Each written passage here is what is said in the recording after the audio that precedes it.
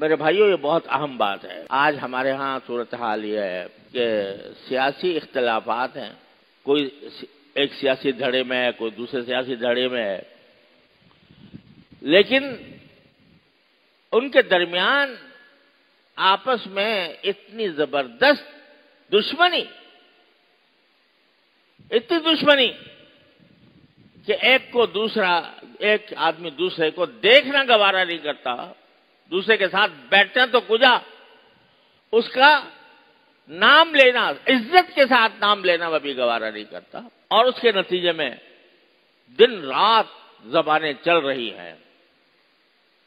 وہ اس کو برے نام سے یاد کر رہا ہے، وہ اس کو برے نام سے یاد کر رہا ہے، اور ہر ایک دوسرے کی عیب چینی میں لگا ہوا ہے، اور زبانیں کھلی ہوئی ہیں۔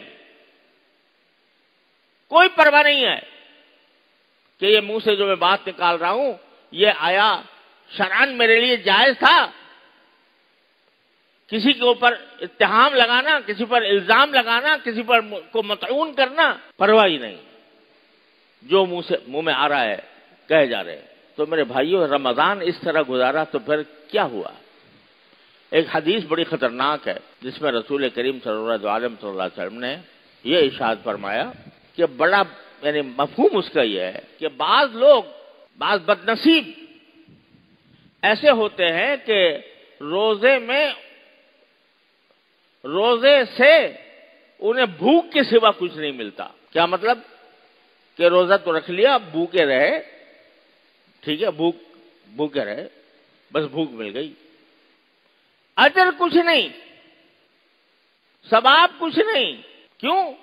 اس لیے کہ بھوکے تو رہے لیکن جب افطار کیا تو حرام پہ کیا۔